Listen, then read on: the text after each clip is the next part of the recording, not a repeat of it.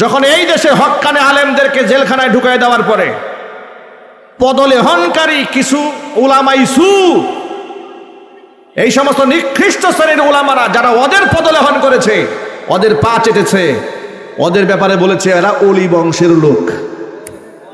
বলে নাই? এটা আওয়াজ দিয়ে বলেন।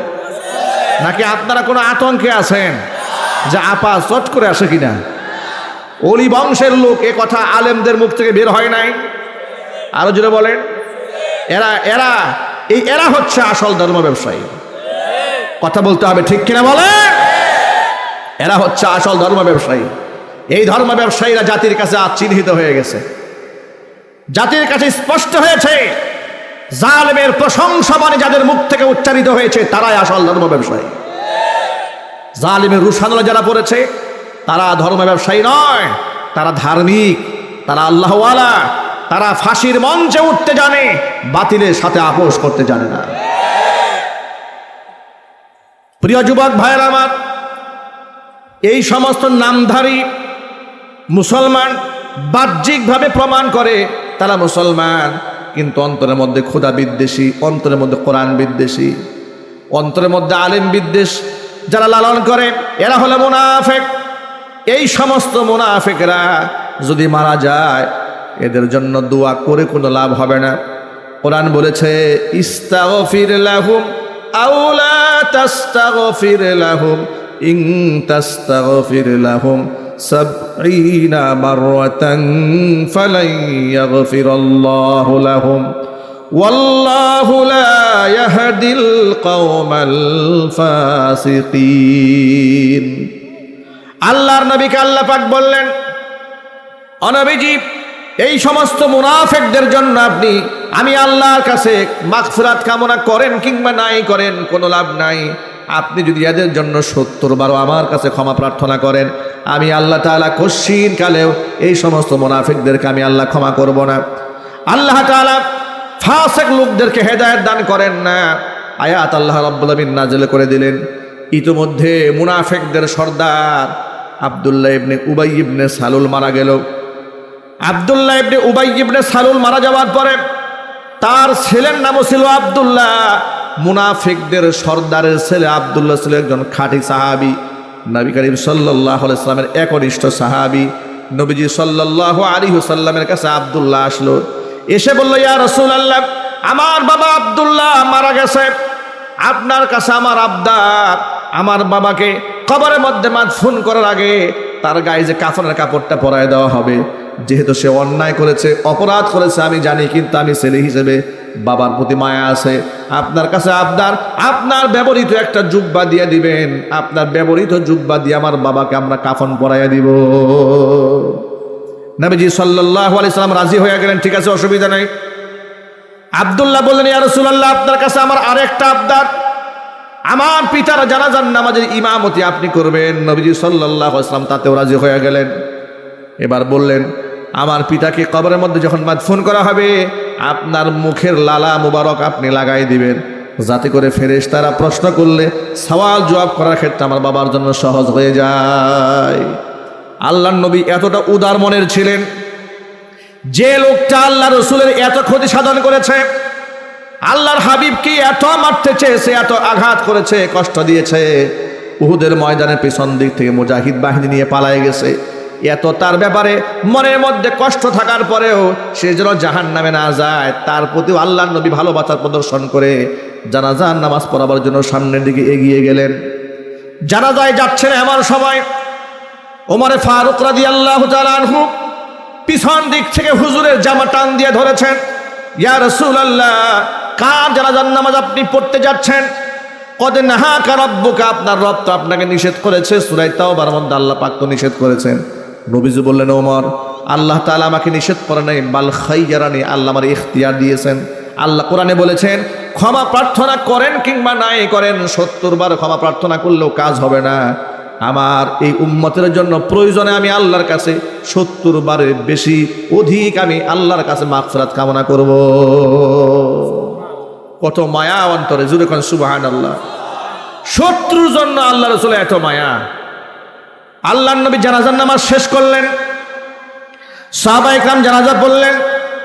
ইতোমধ্যে আল্লাহ তাআলা জিবরাইল আমিনকে পাঠিয়ে দিলেন, ওয়ালা তুসাল্লি আলা আহাদিম মিনহুম মাতা আবাদাও ওয়ালা তাকুম আলা কবরি ইন্নাহুম কাফারু বিল্লাহি ওয়া রাসূলিহি ওয়া মাতু ওয়া হুম ফাসিকুন।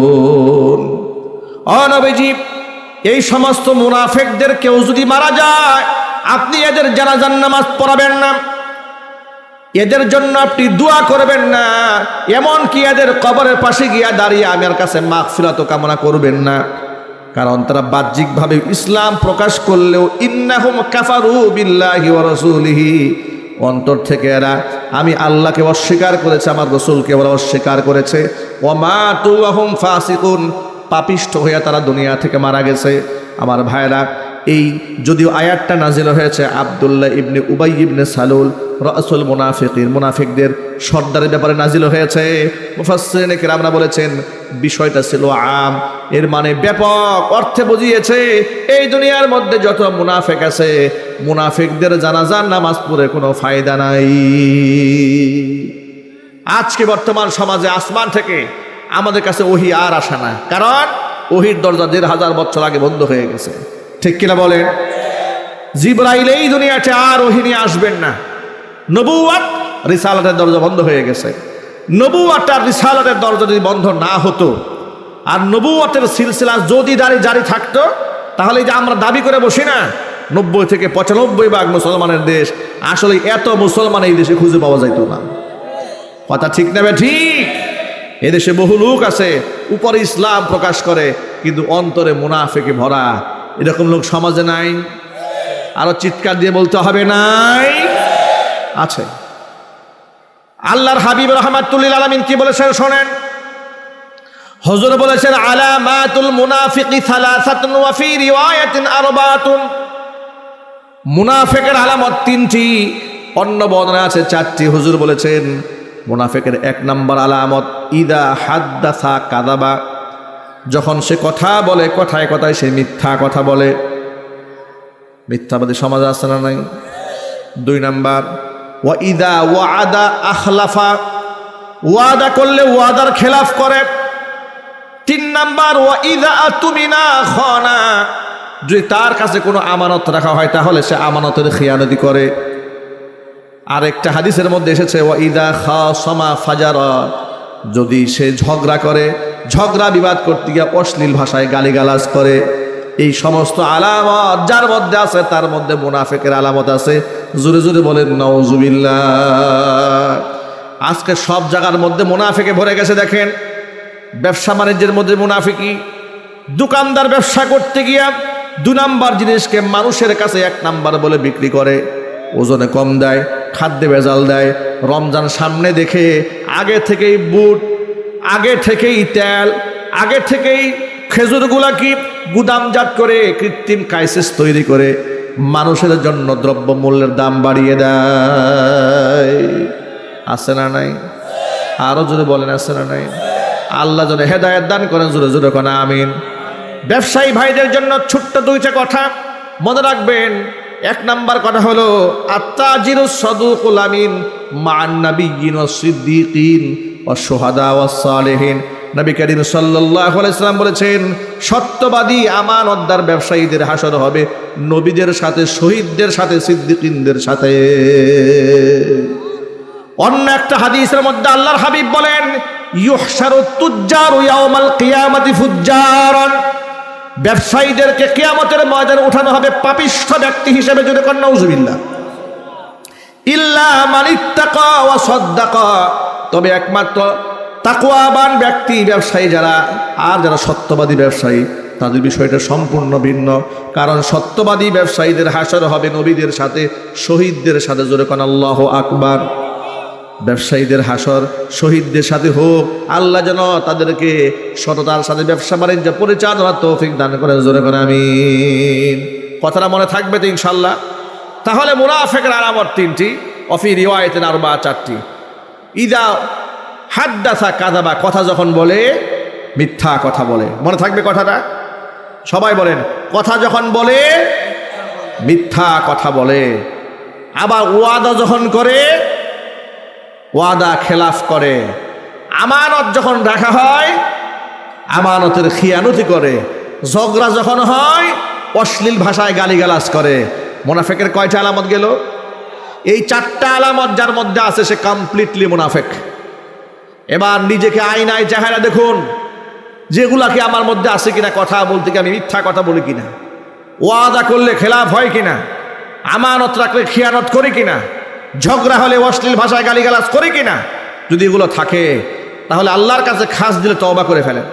কারণ মুনাফিকদের হাসর হবে, মুনাফিকদের জাহান্নামের অতল গহ্বরে তার স্থান হবে। চিৎকার দিয়ে এখন নাউজুবিল্লাহি মিন যালিক। আমার প্রিয় যুবক ভাইরা, মা বোনেরা, আল্লাহর নবী আরেকটি হাদিসের মধ্যে বলেন, আলা উনাব্বিউকুম বিআকবারিল কাবাইর, আমি কি তোমাদেরকে কবিরা গুনার মধ্যেও সবচাইতে জঘন্যতম কবিরা গুনাহ যেগুলো সেগুলো বলে দিব না?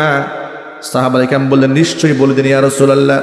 হুজুর বললেন, আকবারুল কাবাইরি সালাসা, কবিরা গুনার মধ্যেও সবচাইতে মারাত্মক রকম 3টা গুনাহ আছে যেগুলো বেশি ভয়াবহ গুনাহ। এর মধ্যে 1 নাম্বার হচ্ছে আল ইশরাকু বিল্লাহ, আল্লাহর সাথে শরীক স্থাপন করা। 2 নাম্বার হচ্ছে উকুকুল ওয়ালিদাইনি, পিতা মাতার নাফরমানি করা। 3 নাম্বার কওলুজ জুর আও শাহাদাতুজ জুর, মিথ্যা কথা বলা অথবা মিথ্যা সাক্ষ্য দেওয়া। 1 নাম্বার আল্লাহর সাথে শরীক স্থাপন করা। 2 নাম্বার উকুকুল ওয়ালিদাইন, পিতা মাতার নাফরমানি করা। 3 নাম্বার কওলুজ জুর আও শাহাদাতুজ জুর, মিথ্যা কথা বলা অথবা মিথ্যা সাক্ষ্য দেওয়া। বিগত বছরগুলোতে এই দেশের আদালত প্রাঙ্গণে সত্য সাক্ষী ধারে কাছে খুঁজে পাওয়া যায় নাই। সব মিথ্যা সাক্ষীদেরকে আনা হয়েছে নিরাপরাধ মানুষদেরকে ফাঁসাই দেওয়ার জন্য। কথা ঠিক নেবে ঠিক? এই যে বিডিআরের যে সমস্ত সৈনিকেরা 16 বছর 17 বছর জেল খাটলেন, কোনো অপরাধ নাই, নিরাপরাধ মানুষ। 14 দিন স্ত্রীর সাথে সংসার করেছে, 16 বছর পরে জেল থেকে নিরাপরাধ বেকসুর খালাস বের হয়েছে। স্ত্রীকে গিয়া 6 স্থানে সম্মানের সাথে পেয়েছেন। শুধু এই সমাজে তসলিমার মতো নিকৃষ্ট মহিলা থাকে তা নয়, এরকম পবিত্র নারীও আছে। ঠিক নেবে ঠিক? যে সমাজে স্বামী বিছানায় রেখে পরকিয়া করে বেড়ায় নারী, সেই সমাজে একটা নারী স্বামীকে 16 বছর কারাগারে রেখে উনি পবিত্রতা রক্ষা করে স্বামীর সংসারটাকে ধরে রেখেছেন। এই বোনটি গোটা নারী জাতির সম্মানকে বাড়িয়ে দিয়েছে। যদি বলতে হবে ঠিক কিনা? তাদের জন্য অন্তরস্থল থেকে আমরা দোয়া করি, আল্লাহ পাক যেন আমার মা বোনদেরকে এইরকম ধৈর্যশীল হওয়ার তৌফিক দান করেন। জোরে কোন আমিন। ভাইরা, মিথ্যা সাক্ষী। আচ্ছা, ওই যে যারা ওই আপার দলের লোক, তারা বলে যে আগামীতে তারা নির্বাচন করবে, এই করবে সেই করবে। আমার একটা কথা, সেটা হচ্ছে এই, তারা নির্বাচন করবে না করবে সে কথা বলার আগে আমাকে বলে দিতে হবে পরিষ্কার কথা। আমাদের বার্তা এটা, আপনারা নির্বাচন করেন, রাজনীতিতে আসেন, 6 স্থানে আসেন, আমাদের কোনো আপত্তি নাই। আমাদের একটা আপত্তি আছে। সেই 1 নম্বর আপত্তি হচ্ছে 57 জন সেনা অফিসারকে আপনারা খুন করেছেন, এই জাতির কাছে এগুলো ফেরত দিতে হবে। আমাদের পরিষ্কার বার্তা, জুলাই আগস্টের বিপ্লবে 2,500 মানুষকে আপনারা খুন করেছেন, এই শহীদদেরকে ফেরত দিতে হবে। এই সমস্ত বিডিআর জওয়ানদেরকে 16 বছর 17 বছর বিনা অপরাধে কারারুদ্ধ রেখে আপনার ইয়াং যুবকদেরকে আপনি বৃদ্ধ বানিয়ে দিয়েছেন, তাদের যৌবনটা ফেরত দিতে হবে। আপনি এদেশের অসংখ্য উলামা এবং তুলামাদেরকে শাপলা চত্বরে 5ই মে গণহত্যা চালিয়ে ব্রাশ ফায়ার করে গুম করে ফেলেছেন। আপনারা লাশগুলা ড্রেন দিয়ে ফেলে আপনারা অস্তিত্বকে বিনাশ করে দিয়েছিলেন। এই শহীদদেরকে জাতির কাছে ফেরত দিতে হবে। কথা ঠিক নেবে ঠিক? শহীদ আল্লামা দেলওয়ার হোসেন সাঈদী রহমাতুল্লাহি আলাইহির মতো জগৎ বিখ্যাত আলেমদেরকে চিকিৎসার নামে জেলখানায় থেকে বের করে এনে হসপিটালে বিষ প্রয়োগে হত্যা করেছেন, জাতির কাছে তাকে ফেরত দিতে হবে। যেদিন আপনারা এই সমস্ত ব্যক্তিকে ফেরত দিবেন, সেদিন থেকে আপনারা বাংলাদেশের রাজনীতি করবেন। এর আগ পর্যন্ত যারা বাংলাদেশের মানুষের রক্ত নিয়ে খেলা করেছে, অন্ততপক্ষে এই প্রজন্ম বেঁচে থাকা অবস্থায় তাদের অস্তিত্ব এই জমিনে মেনে নেওয়া হবে না। কথা বলতে হবে, রাজি আছেন? দেখতে চাচ্ছি। প্রিয় যুবক ভাইয়েরা আমার, কাউলুজ জুর ওয়া শাহাদাতুজ জুর, মিথ্যা কথা বলা, মিথ্যা সাক্ষ্য দেওয়া আল্লাহর কাছে বড় ভয়াবহ পাপ এটা। আমি অবাক হয়ে যাই, সুখরঞ্জন বালির মতো একটা হিন্দু মানুষ সাইদি সাহেবের বিরুদ্ধে সাক্ষী দিতে রাজি হয় নাই। ঠিক কিনা বলেন? সাইদি সাহেবের বিরুদ্ধে একটা হিন্দু মানুষকে জোর করে সাক্ষ্য দেওয়ার জন্য তারা চেয়েছিল, তিনি রাজি হন নাই। তিনি বলেছেন না, আমি অমুসলিম হতে পারি কিন্তু একটা আলেমের বিরুদ্ধে আমি মিথ্যা কথা বলবো না। তাকে তারা গুম করে ভারতে পাচার করে দিয়েছিল। কথা বলেন না ভাই? ঠিক কিনা বলেন? একটা হিন্দু মানুষ মিথ্যা সাক্ষ্য দিতে চায় না। আর এই দেশের মুসলমানদের চরিত্র এত খারাপ হয়েছে, 500 টাকা দিলে সকাল থেকে বিকাল পর্যন্ত মিথ্যা কথা বলে। গ্রামগঞ্জে যত সালিশি হয় দেখবেন সেখানে বিচারে অনৈতিক কথাবার্তা বলার জন্য, বাজে কথা বলার জন্য লোকের কোনো অভাব নাই। ঠিক না ভাই? মারাত্মক কাউলুজ জুর ওয়া শাহাদাতুজ জুর, এগুলা এই দুনিয়ার মধ্যে নিকৃষ্ট কবিরা গুনার মধ্যে অন্যতম কবিরা গুনাহ। এগুলা থেকে আল্লাহর কাছে তওবা করতে হবে। প্রিয় ভাই, মনে রাখবেন, আমি আপনাদেরকে মোহাব্বত নিয়ে বলি, ভুল তো মানুষের হতেই পারে। আমরা কেউ নিষ্পাপ নই, আমরা সব গুনাহগার। কিন্তু আমার আল্লাহ দয়ালু, ক্ষমা করার জন্য সবসময় বান্দাকে ডাকতে থাকেন। মনে রাখবেন, ভুল করে ভুলের উপর অবিচল থাকে শয়তান, আর ভুল করে ক্ষমা চেয়ে নেয় আল্লাহ পাকের পিয়ারা বান্দা। জোরে কোন সুবহানাল্লাহ। শয়তান ভুল করে কিভাবে অবিচল থাকে দেখেন। নবী মুসা কালিমুল্লাহ আল্লাহর সাথে কথোপকথন করার জন্য যাচ্ছেন তুর পাহাড়ে। এমন সময় শয়তানের সাথে রাস্তায় দেখা। শয়তান বলল, আল্লাহর নবী মুসা, আপনি তো আল্লাহর সাথে কথা বলতে যাচ্ছেন? বলে, হ্যাঁ। আমার পক্ষ হইয়া আল্লাহর কাছে একটা আরজি পেশ করবেন, সেটা হচ্ছে আমি তওবা করতে চাই। কে তওবা করতে চায়? কথা বুঝুন নাই মনে হয়। কে তওবা করতে চায়? শয়তান তওবা করতে চায়। মুসা ইসলাম অবাক হয়ে গেলেন, তুমি তওবা করবে? বলে, হ্যাঁ, আমি ভালো হয়ে যেতে চাই। তা আল্লাহ কি আমার জন্য তওবার দরজা খোলা রাখছে কিনা একটু আল্লাহকে জিজ্ঞেস করবেন, যেহেতু আপনার সাথে আল্লাহর কথা হবে। সুবহানাল্লাহ বলেন। মুসা কালিমা বলল, অসুবিধা নাই, ঠিক আছে, আমি আল্লাহর সাথে কথা বলে আমি তোমার প্রস্তাবটা আল্লাহকে জানাবো। আল্লাহ রাব্বুল আলামিনের সাথে কথাবচন হয়েছে। আল্লাহকে দেখে নবী মুসা কালিমুল্লাহ বললেন, রব্বুল আলামিন, তুমি তো রহমান, তুমি তো দয়ালু, সকলকে ক্ষমা করে দাও, সকলের জন্য তওবার দরজা খোলা। বলে, হ্যাঁ খোলা। তো শয়তান তো তওবা করতে চায়, তার জন্য কি তওবার দরজা খোলা আছে নাকি? আল্লাহ বলেন, ও তো তওবা করবে না। আল্লাহ ভবিষ্যৎ জানেন না? কথা বল, আল্লাহ ভবিষ্যৎ জানেন না? আল্লাহ পাক যে ওকে মারদুদ করেছেন কিয়ামত পর্যন্ত, আল্লাহ তো জেনে বুঝেই করেছেন। আল্লাহ বলে ও তওবা করবে না। বলে, আল্লাহ ও তো বলেছে তওবা করতে চায়, তো তার জন্য তওবার কোনো রাস্তা আছে নাকি? বলে, হ্যাঁ আছে।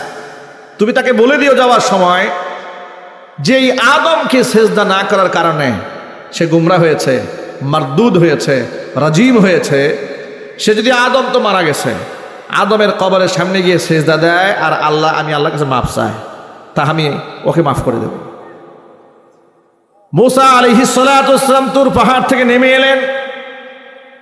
পথিমধ্যে শয়তান অপেক্ষা আছে, নবীর সাথে কথা বলবেন। শয়তান বলে, ও আল্লাহর নবী মুসা, আমার কথাটা কি মনে ছিল আপনার? বলে, নিশ্চয়ই মনে ছিল। তা আল্লাহ কি বলেছেন? আমার জন্য তওবার দরজা কি খোলা আছে? বলে, হ্যাঁ খোলা আছে। তো কি করে তওবা করবো আমি? আল্লাহ বলেছেন যে আদমকে সেজদা না করে তুমি গুমরাহির নিমজ্জিত হয়েছিলে, গুমরাহিতে তুমি মারদুদ হয়েছিলে, রাজিম হয়ে গিয়েছিলে। ওই আদম আলাইহিস সালাতু ওয়াস সালাম তো দুনিয়াতে নাই, মারা গেছেন। বলে, হ্যাঁ মারা গেছে। তার কবরের সামনে গিয়ে তুমি যদি তাকে সেজদা দাও আর আল্লাহর কাছে মাফ চাও, আল্লাহ পাক তোমাকেও মাফ করে দিবেন। শয়তান বলে, এটা কোনো কথা হইল মিয়া? জিন্দা থাকা অবস্থায় যারে সেজদা দেই নাই, হ্যাঁ মরে গেছি আর কবরে সেজদা দেব, আমার কি মান সম্মান বলতে কিছু নাই?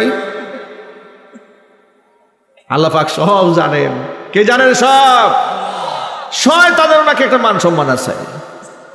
ওই যে নৌ পরিবহন মন্ত্রী, কুখ্যাত খুনি, জুলাই আগস্টের খুনি, গণহত্যাকারী, মাস্টার প্ল্যান যারা করেছিল তাদের অন্যতম কথা বলতে হবে, ঠিক কিনা? আদালতে তোলা হচ্ছে, হাতে হ্যান্ডকাপ পরা। বিচারককে ডেকে বলে, মাননীয় আদালত, আমরা 4-5 বারের এমপি, আমাদের হাতে হ্যান্ডকাপ পরালে তো আমাদের মান সম্মান নষ্ট হয়।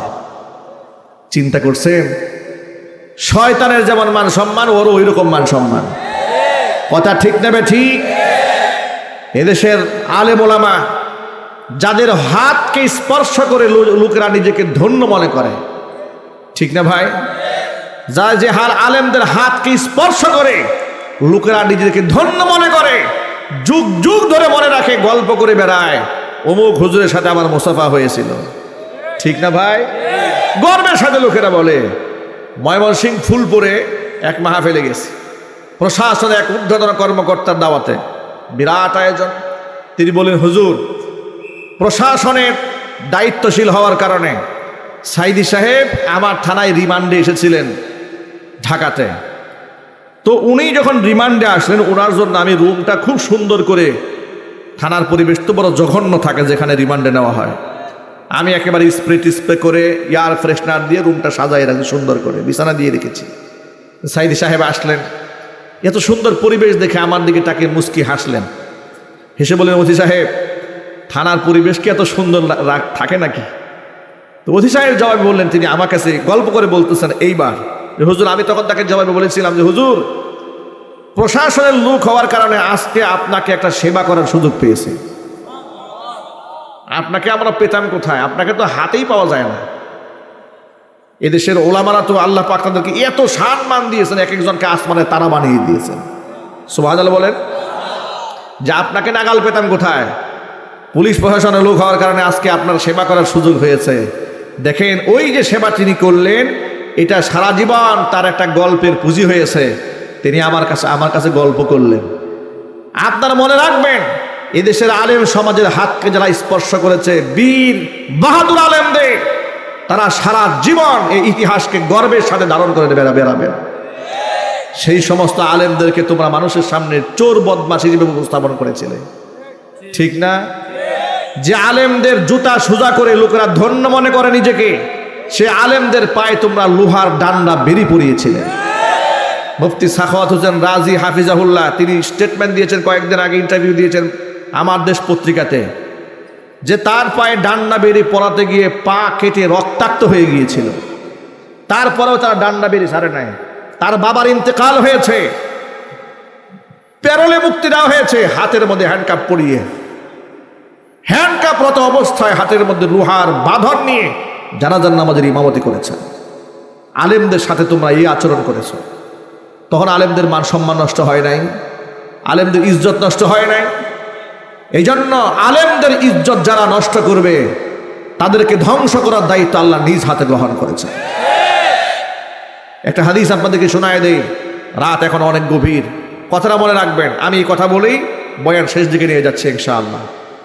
আল্লাহ নবী সাল্লাল্লাহু আলাইহি সাল্লাম বলেছেন, কুন আলিমান, হও তুমি নিজে আলেম হয়ে যাও, আও মুতাআল্লিমান, অথবা আলেমের ছাত্র হও, আও মুস্তামিআন, অথবা আলেমের শ্রোতা হও, আও মুহিব্বান, অথবা আলেমকে ভালোবাসো। ওয়ালা তাকুনিল খামিস, 5 নাম্বার হয় না, ফাতাহলিক, 5ম নাম্বার হয় না, তাহলে তুমি ধ্বংস হয়ে যাবে। মানে আলেম বিদ্বেষী হয়ে যেও না, তাহলে তুমি ধ্বংস হবে। এটা 1500 বছর আগে বিশ্বনবী মুহাম্মদ রাসূলুল্লাহ সাল্লাল্লাহু আলাইহি সাল্লামের ভবিষ্যৎবাণী। পৃথিবীর ইতিহাস তাই বলেছে, আলেমদের বিরুদ্ধে যারা গেছে তারাই ধ্বংস হয়ে গেছে। যেই সাবেক বিচারপতি কালামানিক গর্বের সাথে বলেছে, আমি অমুক আলেমকে ফাঁসির রায় দিয়েছি, এই কথা বলার 1 মাসের মাথায় রাষ্ট্রকে আল্লাহ উল্টায় দিল, টেবিলটা আল্লাহ ঘুরাই দিয়েছে।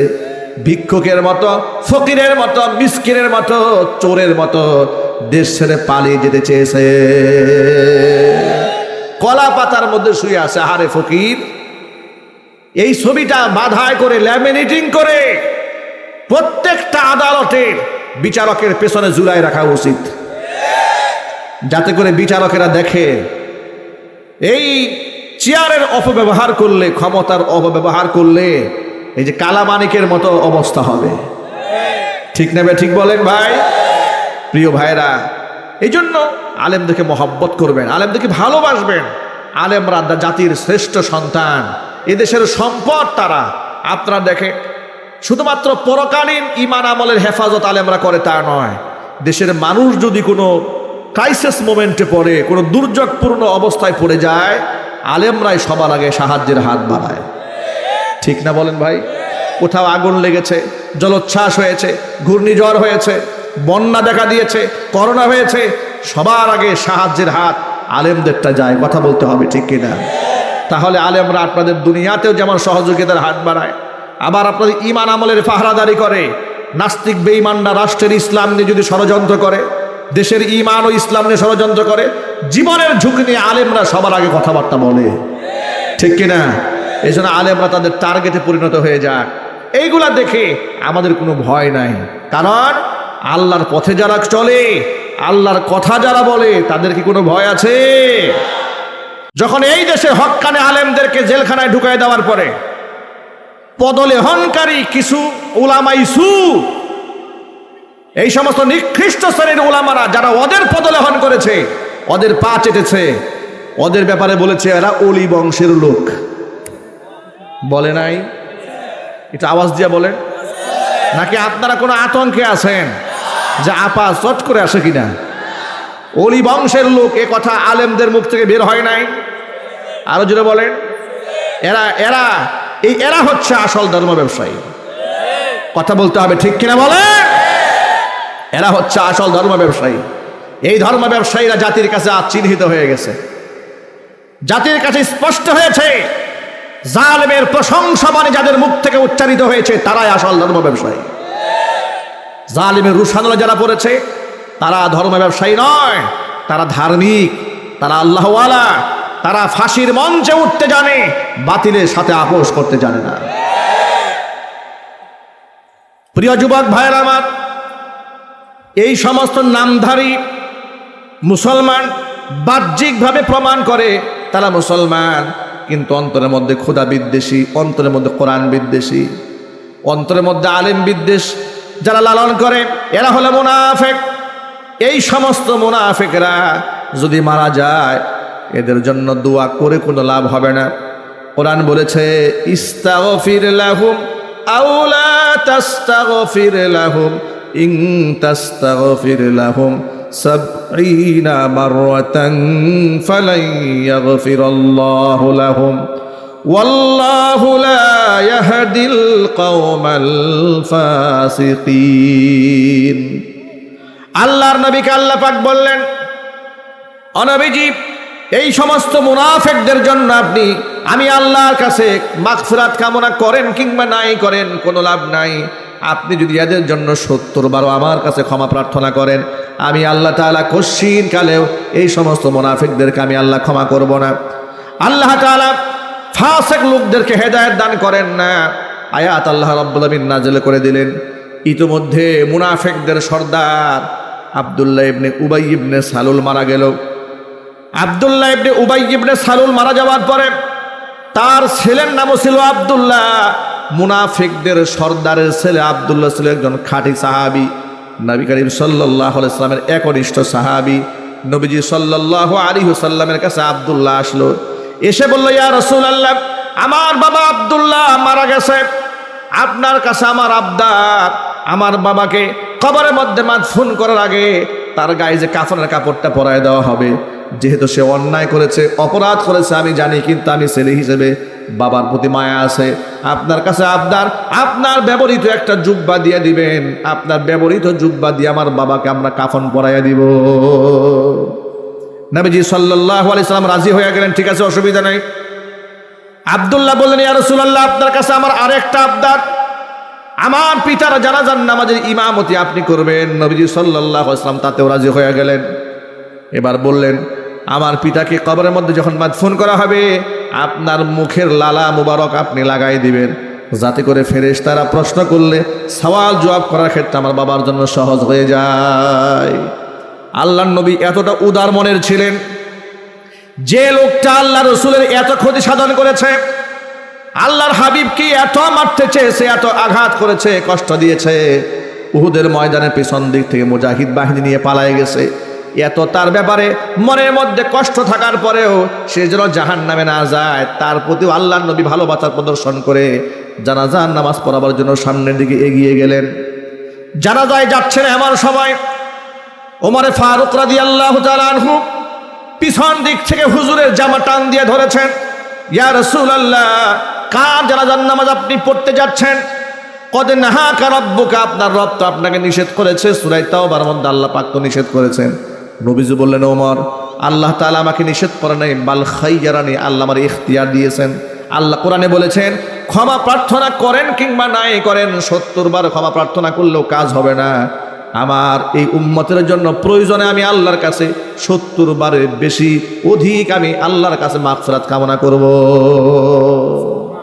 কত মায়া অন্তরে, জুড়ে কোন সুবহানাল্লাহ। শত্রুর জন্য আল্লাহ রাসূলের এত মায়া। আল্লাহর নবী জানাজার নামাজ শেষ করলেন, সাহাবায়ে কেরাম জানাজা পড়লেন। ইতোমধ্যে আল্লাহ তাআলা জিবরাইল আমিনকে পাঠিয়ে দিলেন, ওয়ালা তুসাল্লি আলা আহাদিম মিনহুম মাতা আবাদাও ওয়ালা তাকুম আলা কবরি ইন্নাহুম কাফারু বিল্লাহি ওয়া রাসূলিহি ওয়া মাতু ওয়া হুম ফাসিকুন। ও নবীজি, এই সমস্ত মুনাফিকদের কেউ যদি মারা যায়, আপনি এদের জানাজার নামাজ পড়াবেন না, এদের জন্য আপনি দোয়া করবেন না, এমন কি এদের কবরের পাশে গিয়া দাঁড়িয়ে আমার কাছে মাগফিরাত কামনা করবেন না। কারণ তারা বাহ্যিকভাবে ইসলাম প্রকাশ করলেও ইন্নাহুম কাফারু বিল্লাহি ওয়া রাসূলিহি, অন্তর থেকে এরা আমি আল্লাহকে অস্বীকার করেছে, আমার রাসূলকে ওরা অস্বীকার করেছে। ওয়া মাতু ওয়া হুম ফাসিকুন, পাপিষ্ঠ হয়ে তারা দুনিয়া থেকে মারা গেছে। আমার ভাইরা, এই যদিও আয়াতটা নাজিল হয়েছে আব্দুল্লাহ ইবনে উবাই ইবনে সালুল রাসূল মুনাফিকিন, মুনাফিকদের সর্দারের ব্যাপারে নাজিল হয়েছে। মুফাসসিরিনে কেরামরা বলেছেন বিষয়টা ছিল আম, এর মানে ব্যাপক অর্থে বুঝিয়েছে এই দুনিয়ার মধ্যে যত মুনাফিক আছে, মুনাফিকদের জানাজার নামাজ পড়ে কোনো ফায়দা নাই। আজকে বর্তমান সমাজে আসমান থেকে আমাদের কাছে ওহী আর আসে না, কারণ ওহীর দরজা 1000 বছর আগে বন্ধ হয়ে গেছে। ঠিক কিনা বলেন? জিবরাইল এই দুনিয়াতে আর ওহী নিয়ে আসবেন না। নবুয়ত রিসালাতের দরজা বন্ধ হয়ে গেছে। নবুয়ত আর রিসালাতের দরজা যদি বন্ধ না হতো, আর নবুয়তের সিলসিলা যদি জারি থাকতো, তাহলে যে আমরা দাবি করে বসি না 90 থেকে 95% মুসলমানের দেশ, আসলে এত মুসলমান এই দেশে খুঁজে পাওয়া যাইতো না। কথা ঠিক নেবে? ঠিক। এদেশে বহু লোক আছে উপরে ইসলাম প্রকাশ করে কিন্তু অন্তরে মুনাফিকে ভরা। এরকম লোক সমাজে নাই? আরো চিৎকার দিয়ে বলতে হবে নাই? আছে। আল্লাহর হাবিব রাহমাতুল লিল আলামিন কি বলেছেন শোনেন। হুজুর বলেছেন আলামাতুল মুনাফিকি সালাসাতুন ওয়া ফি রিওয়ায়াতিন আরবাতুন, মুনাফিকের আলামত 3টি, অন্য বর্ণনায় আছে 4টি। হুজুর বলেছেন মুনাফিকের 1 নম্বর আলামত ইদা হাদ্দাসা কাযাবা, যখন সে কথা বলে কথায় কথায় সে মিথ্যা কথা বলে। মিথ্যাবাদী সমাজ আছে না নাই? 2 নাম্বার ওয়া ইদা ওয়াদা আখলাফা, ওয়াদা করলে ওয়াদার খেলাফ করে। 3 নাম্বার ওয়া ইদা আতুমিনা খানা, যদি তার কাছে কোনো আমানত রাখা হয় তাহলে সে আমানতের খিয়ানতি করে। আরেকটা হাদিসের মধ্যে এসেছে ওয়া ইদা খাসামা ফাজারা, যদি সে ঝগড়া করে, ঝগড়া বিবাদ করতে গিয়ে অশ্লীল ভাষায় গালিগালাজ করে। এই সমস্ত আলামত যার মধ্যে আছে তার মধ্যে মুনাফিকের আলামত আছে। জোরে জোরে বলেন নাউজুবিল্লাহ। আজকে সব জায়গার মধ্যে মুনাফিকে ভরে গেছে। দেখেন, ব্যবসা বাণিজ্যের মধ্যে মুনাফিকি। দোকানদার ব্যবসা করতে গিয়া 2 নাম্বার জিনিসকে মানুষের কাছে 1 নাম্বার বলে বিক্রি করে, ওজনে কম দেয়, খাদ্যে ভেজাল দেয়। রমজান সামনে দেখে আগে থেকেই বুট, আগে থেকেই তেল, আগে থেকেই খেজুরগুলা কি গুদামজাত করে কৃত্রিম ক্রাইসিস তৈরি করে মানুষের জন্য দ্রব্য মূল্যের দাম বাড়িয়ে দেয়। আছে না নাই? আরো জোরে বলেন আছে না নাই? আল্লাহ যেন হেদায়েত দান করেন। জোরে জোরে কোন আমিন। ব্যবসায়ী ভাইদের জন্য ছোট্ট 2টা কথা মনে রাখবেন। 1 নাম্বার কথা হলো আত্তাজিরুস সাদুকুল আমিন মান নাবিয়্যিন ওয়াস সিদ্দিকিন ওয়াস শুহাদা ওয়াস সালিহিন। নবী করিম সাল্লাল্লাহু আলাইহি সাল্লাম বলেছেন, সত্যবাদী আমানতদার ব্যবসায়ীদের হাসর হবে নবীদের সাথে, শহীদদের সাথে, সিদ্দিকিনদের সাথে। অন্য একটা হাদিসের মধ্যে আল্লাহর হাবিব বলেন, ইউহশারুত তুজ্জারু ইয়াউমাল কিয়ামাতি ফুজ্জারান, ব্যবসায়ীদেরকে কিয়ামতের ময়দানে উঠানো হবে পাপিষ্ঠ ব্যক্তি হিসেবে। যদি কোন নাউজুবিল্লাহ। ইল্লা মান ইত্তাকা ওয়া সাদ্দাকা, তবে একমাত্র তাকওয়াবান ব্যক্তি ব্যবসায়ী যারা, আর যারা সত্যবাদী ব্যবসায়ী তাদের বিষয়টা সম্পূর্ণ ভিন্ন। কারণ সত্যবাদী ব্যবসায়ীদের হাসর হবে নবীদের সাথে, শহীদদের সাথে। জোরে কোন আল্লাহু আকবার। ব্যবসায়ীদের হাসর শহীদদের সাথে হোক, আল্লাহ যেন তাদেরকে সততার সাথে ব্যবসা বাণিজ্য পরিচালনার তৌফিক দান করেন। জোরে করে আমিন। কথাটা মনে থাকবে তো ইনশাল্লাহ। তাহলে মুনাফিকের আলামত তিনটি, অফি রিওয়ায়াতিন আরবা চারটি। ইদা হাদ্দাসা কাযাবা, কথা যখন বলে মিথ্যা কথা বলে। মনে থাকবে কথাটা, সবাই বলেন। কথা যখন বলে মিথ্যা কথা বলে। আবার ওয়াদা যখন করে ওয়াদা খেলাফ করে। আমানত যখন রাখা হয় আমানতের খিয়ানতি করে। ঝগড়া যখন হয় অশ্লীল ভাষায় গালিগালাজ করে। মুনাফিকের কয়টা আলামত গেল? এই চারটা আলামত যার মধ্যে আছে সে কমপ্লিটলি মুনাফিক। এবার নিজেকে আয়নায় চেহারা দেখুন, যেগুলাকে আমার মধ্যে আছে কিনা। কথা বলতে কি আমি মিথ্যা কথা বলি কিনা, ওয়াদা করলে খেলাফ হয় কিনা, আমানত রাখলে খিয়ানত করি কিনা, ঝগড়া হলে অশ্লীল ভাষায় গালিগালাজ করি কিনা। যদি এগুলো থাকে তাহলে আল্লাহর কাছে খাস দিলে তওবা করে ফেলেন।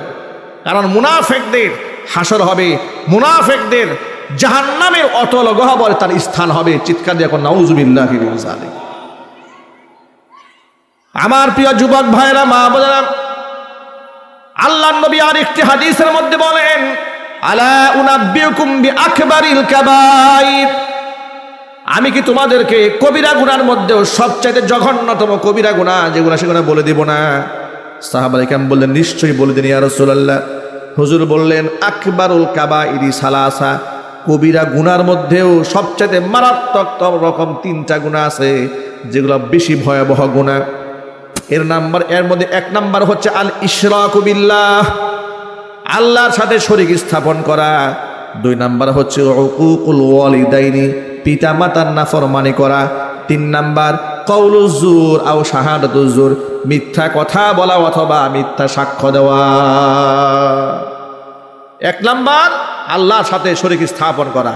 দুই নাম্বার উকুকুল ওয়ালিদাইন, পিতা মাতার নাফরমানি করা। তিন নাম্বার কওলুজ জুর আও শাহাদাতুজ জুর, মিথ্যা কথা বলা অথবা মিথ্যা সাক্ষ্য দেওয়া।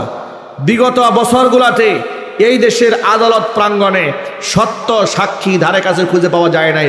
সব মিথ্যা সাক্ষীদেরকে আনা হয়েছে নিরাপরাধ মানুষদেরকে ফাঁসাই দেওয়ার জন্য। কথা ঠিক নেবে ঠিক? এই যে বিডিআরের যে সমস্ত সৈনিকেরা 16 বছর 17 বছর জেল খাটলেন, কোনো অপরাধ নাই, নিরাপরাধ মানুষ। 14 দিন স্ত্রীর সাথে সংসার করেছে, 16 বছর পরে জেল থেকে নিরাপরাধ বেকসুর খালাস বের হয়েছে। স্ত্রীকে গিয়া 6 স্থানে সম্মানের সাথে পেয়েছেন। শুধু এই সমাজে তসলিমার মতো নিকৃষ্ট মহিলা থাকে তা নয়, এরকম পবিত্র নারীও আছে। ঠিক নেবে ঠিক? যে সমাজে স্বামী বিছানায় রেখে পরকিয়া করে বেড়ায় নারী, সেই সমাজে একটা নারী স্বামীকে 16 বছর কারাগারে রেখে উনি পবিত্রতা রক্ষা করে স্বামীর সংসারটাকে ধরে রেখেছেন।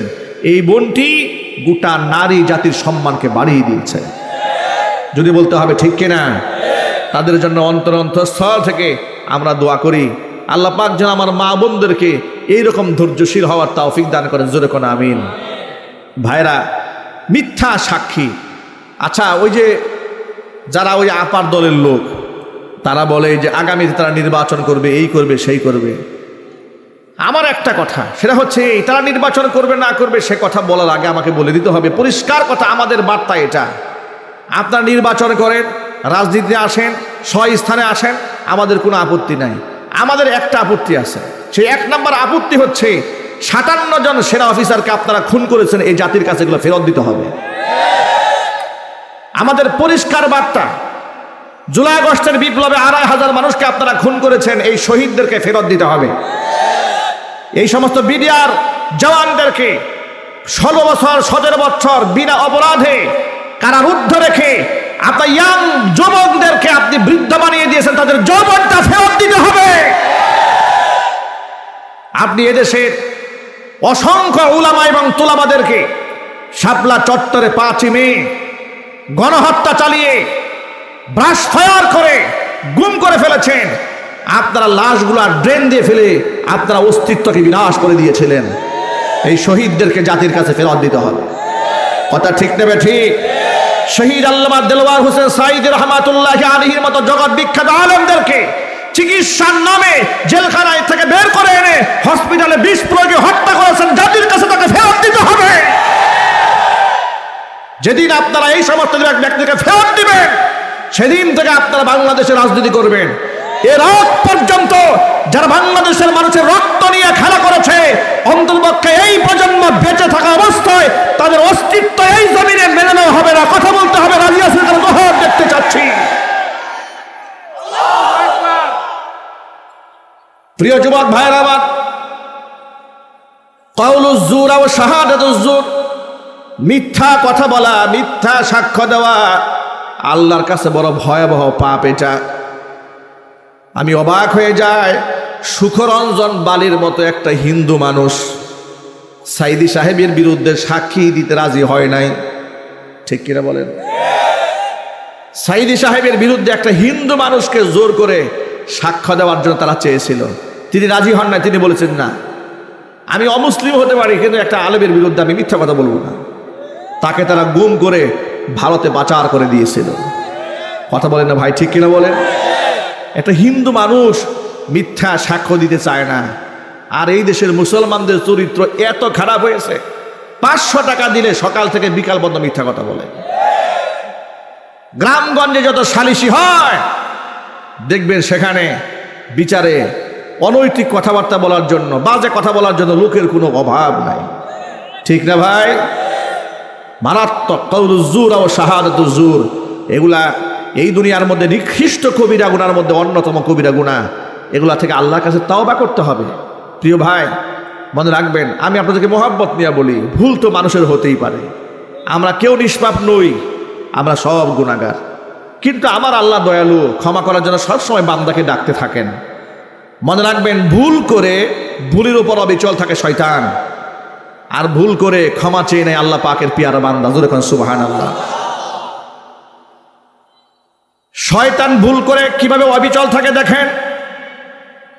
নবী মুসা কালিমুল্লাহ আল্লাহর সাথে কথোপকথন করার জন্য যাচ্ছেন তরু পাহাড়ে। এমন সময় শয়তানের সাথে রাস্তায় দেখা। শয়তান বলল, আল্লাহর নবী মুসা, আপনি তো আল্লাহর সাথে কথা বলতে যাচ্ছেন? বলে, হ্যাঁ। আমার পক্ষ হইয়া আল্লাহর কাছে একটা আরজি পেশ করবেন, সেটা হচ্ছে আমি তওবা করতে চাই। কে তওবা করতে চায়? কথা বুঝুন নাই মনে হয়। কে তওবা করতে চায়? শয়তান তওবা করতে চায়। মুসা ইসলাম অবাক হয়ে গেলেন, তুমি তওবা করবে? বলে, হ্যাঁ, আমি ভালো হয়ে যেতে চাই। তা আল্লাহ কি আমার জন্য তওবার দরজা খোলা রাখছে কিনা একটু আল্লাহকে জিজ্ঞেস করবেন, যেহেতু আপনার সাথে আল্লাহর কথা হবে। সুবহানাল্লাহ পড়েন। মুসা কালিমা বলল, অসুবিধা নাই, ঠিক আছে, আমি আল্লাহর সাথে কথা বলে আমি তোমার প্রস্তাবটা আল্লাহকে জানাবো। আল্লাহ রাব্বুল আলামিনের সাথে কথোপকথন হয়েছে। আল্লাহকে ডেকে নবী মুসা কালিমুল্লাহ বলেন, রব্বুল আলামিন, তুমি তো রহমান, তুমি তো দয়ালু, সকলকে ক্ষমা করে দাও, সকলের জন্য তওবার দরজা খোলা। বলে, হ্যাঁ খোলা। তো শয়তান তো তওবা করতে চায়, তার জন্য কি তওবার দরজা খোলা আছে নাকি? আল্লাহ বলেন, ও তো তওবা করবে না। আল্লাহ ভবিষ্যৎ জানেন না? কথা বল, আল্লাহ ভবিষ্যৎ জানেন না? আল্লাহ পাক যে ওকে মারদুদ করেছেন কিয়ামত পর্যন্ত, আল্লাহ তো জেনে বুঝেই করেছেন। আল্লাহ বলে, ও তওবা করবে না। বলে, আল্লাহ ও তো বলেছে তওবা করতে চায়, তো তার জন্য তওবার কোনো রাস্তা আছে নাকি? বলে, হ্যাঁ আছে। তুমি তাকে বলে দিও যাওয়ার সময় যে এই আদমকে সেজদা না করার কারণে সে গুমরা হয়েছে, মারদুদ হয়েছে, রাজিম হয়েছে। সে যদি, আদম তো মারা গেছে, আদমের কবরের সামনে গিয়ে সেজদা দেয় আর আমি আল্লাহর কাছে মাফ চাই, তা আমি ওকে মাফ করে দেব। মুসা আলাইহিস সালাতু ওয়াস সালাম তুর পাহাড় থেকে নেমে এলেন। পথিমধ্যে শয়তান অপেক্ষা আছে, নবীর সাথে কথা বলবেন। শয়তান বলে, ও আল্লাহর নবী মুসা, আমার কথাটা কি মনে ছিল আপনার? বলে, নিশ্চয়ই মনে ছিল।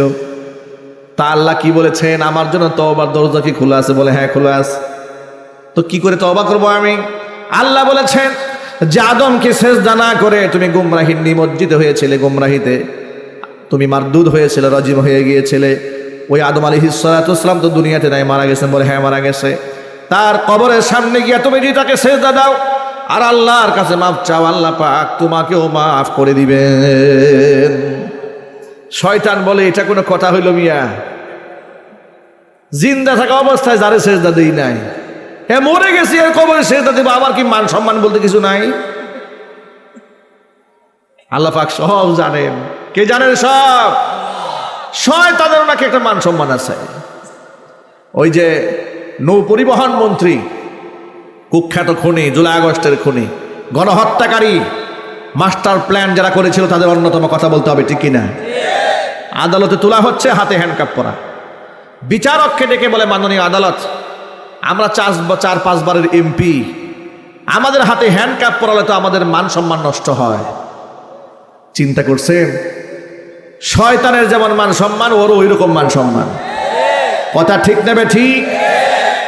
এদেশের আলেম ওলামা যাদের হাতকে স্পর্শ করে লোকেরা নিজেকে ধন্য মনে করে, ঠিক না ভাই? যে আলেমদের হাতকে স্পর্শ করে লোকেরা নিজেকে ধন্য মনে করে, যুগ যুগ ধরে মনে রাখে, গল্প করে বেড়ায়, অমুক হুজুরের সাথে আমার মুসাফা হয়েছিল, ঠিক না ভাই?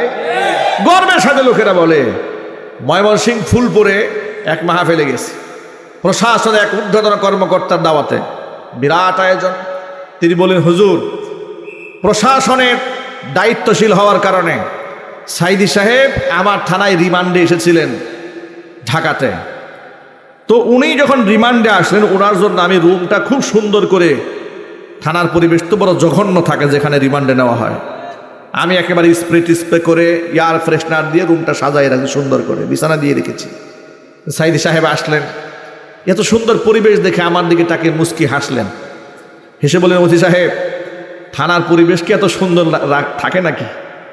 তো অধি সাহেব জবাবে বললেন, তিনি আমার কাছে গল্প করে বলতেছেন এইবার, যে হুজুর, আমি তখন তাকে জবাবে বলেছিলাম যে হুজুর, প্রশাসনের লোক হওয়ার কারণে আজকে আপনাকে একটা সেবা করার সুযোগ পেয়েছি। আপনাকে আমরা পেতাম কোথায়? আপনাকে তো হাতেই পাওয়া যায় না। এদেশের ওলামারা তো আল্লাহ পাক তাদেরকে এত সম্মান দিয়েছেন, এক একজনকে আসমানে তারা বানিয়ে দিয়েছেন। সুবহানাল্লাহ বলেন। যে আপনাকে নাগাল পেতাম কোথায়? পুলিশ প্রশাসনের লোক হওয়ার কারণে আজকে আপনার সেবা করার সুযোগ হয়েছে। দেখেন, ওই যে সেবা তিনি করলেন, এটা সারা জীবন তার একটা গল্পের পুঁজি হয়েছে। তিনি আমার কাছে গল্প করলেন। আপনারা মনে রাখবেন, এদেশের আলেম সমাজের হাতকে যারা স্পর্শ করেছে, বীর বাহাদুর আলেমদের, তারা সারা জীবন এই ইতিহাসকে গর্বের সাথে ধারণ করে বেড়াবেন। সেই সমস্ত আলেমদেরকে তোমরা মানুষের সামনে চোর বদমাশ হিসেবে উপস্থাপন করেছিলে, ঠিক না? যে আলেমদের জুতা সোজা করে লোকেরা ধন্য মনে করে নিজেকে, সে আলেমদের পায়ে তোমরা লোহার ডান্ডা বেরি পরিয়েছিলে। মুফতি সাখাওয়াত হোসেন রাজি হাফিজাহুল্লাহ, তিনি স্টেটমেন্ট দিয়েছেন, কয়েকদিন আগে ইন্টারভিউ দিয়েছেন আমার দেশ পত্রিকাতে, যে তার পায়ে ডান্ডা বেরি পরাতে গিয়ে পা কেটে রক্তাক্ত হয়ে গিয়েছিল, তারপরেও তারা ডান্ডা বেরি ছাড়ে নাই। তার বাবার ইন্তেকাল হয়েছে, প্যারোলে মুক্তি দেওয়া হয়েছে, হাতের মধ্যে হ্যান্ডকাপ পরিয়ে, হ্যান্ডকাপরত অবস্থায় হাতের মধ্যে লোহার বাঁধন নিয়ে জানাজার নামাজের ইমামতি করেছেন। আলেমদের সাথে তোমরা এই আচরণ করেছো, তখন আলেমদের মান সম্মান নষ্ট হয় নাই? আলেমদের ইজ্জত নষ্ট হয় নাই? এই জন্য আলেমদের ইজ্জত যারা নষ্ট করবে, তাদেরকে ধ্বংস করার দায়িত্ব আল্লাহ নিজ হাতে গ্রহণ করেছে। একটা হাদিস আপনাদেরকে শোনায় দেই, রাত এখন অনেক গভীর, কথাটা মনে রাখবেন। আমি এই কথা বলেই বয়ান শেষ দিকে নিয়ে যাচ্ছি ইনশাআল্লাহ। আল্লাহ নবী সাল্লাল্লাহু আলাইহি সাল্লাম বলেছেন, কুন আলিমান, হও তুমি নিজে আলেম হয়ে যাও, আও মুতাআল্লিমান, অথবা আলেমের ছাত্র হও, আও মুস্তামিআন, অথবা আলেমের শ্রোতা হও, আও মুহিব্বান, অথবা আলেমকে ভালোবাসো। ওয়ালা তাকুনিল খামিস, 5 নাম্বার হয় না, ফাতাহলিক, 5ম নাম্বার হয় না, তাহলে তুমি ধ্বংস হয়ে যাবে। মানে আলেম বিদ্বেষী হয়ে যেও না, তাহলে তুমি ধ্বংস হবে। এটা 1500 বছর আগে বিশ্বনবী মুহাম্মদ রাসূলুল্লাহ সাল্লাল্লাহু আলাইহি সাল্লামের ভবিষ্যৎবাণী। পৃথিবীর ইতিহাস তাই বলেছে, আলেমদের বিরুদ্ধে যারা গেছে তারাই ধ্বংস হয়ে গেছে। যেই সাবেক বিচারপতি কালামানিক গর্বের সাথে বলেছে আমি অমুক আলেমকে ফাঁসির রায় দিয়েছি, এই কথা বলার 1 মাসের মাথায় রাষ্ট্রকে আল্লাহ উল্টায় দিল, টেবিলটা আল্লাহ ঘুরাই দিয়েছে। ভিক্ষুকের মতো, ফকিরের মতো, মিসকিনের মতো, চোরের মতো দেশ ছেড়ে পালিয়ে যেতে চেয়েছে। কলা পাতার মধ্যে শুয়ে আছে হারে ফকির। এই ছবিটা বাধাই করে ল্যামিনেটিং করে প্রত্যেকটা আদালতের বিচারকের পেছনে ঝুলাই রাখা উচিত, যাতে করে বিচারকেরা দেখে এই চেয়ারের অপব্যবহার করলে, ক্ষমতার অপব্যবহার করলে এই যে কালামানিকের মতো অবস্থা হবে। ঠিক নেবে, ঠিক বলেন ভাই? প্রিয় ভাইরা, এই জন্য আলেমদেরকে মহব্বত করবেন, আলেমদেরকে ভালোবাসবেন। আলেমরা জাতির শ্রেষ্ঠ সন্তান, এদেশের সম্পদ তারা। আপনারা দেখে শুধুমাত্র পরকালীন ঈমান আমলের হেফাজত আলেমরা করে তা নয়, দেশের মানুষ যদি কোনো ক্রাইসিস মোমেন্টে পড়ে, কোনো দুর্যোগপূর্ণ অবস্থায় পড়ে যায়, আলেমরাই সবার আগে সাহায্যের হাত বাড়ায়। ঠিক না বলেন ভাই? কোথাও আগুন লেগেছে, জলোচ্ছ্বাস হয়েছে, ঘূর্ণিঝড় হয়েছে, বন্যা দেখা দিয়েছে, করোনা হয়েছে, সবার আগে সাহায্যের হাত আলেমদেরটা যায়। কথা বলতে হবে, ঠিক কিনা? তাহলে আলেমরা আপনাদের দুনিয়াতেও যেমন সহযোগিতার হাত বাড়ায়, আবার আপনাদের ঈমান আমলের পাহারাদারি করে। নাস্তিক বেঈমানরা রাষ্ট্রের ইসলাম নিয়ে যদি ষড়যন্ত্র করে, দেশের ঈমান ও ইসলাম নিয়ে ষড়যন্ত্র করে, জীবনের ঝুঁকি নিয়ে আলেমরা সবার আগে কথাবার্তা বলে। ঠিক কিনা? এই জন্য আলেমরা তাদের টার্গেটে পরিণত হয়ে যাক, এইগুলা দেখে আমাদের কোনো ভয় নাই। কারণ আল্লাহর পথে যারা চলে, আল্লাহর কথা যারা বলে, তাদের কি কোনো ভয় আছে?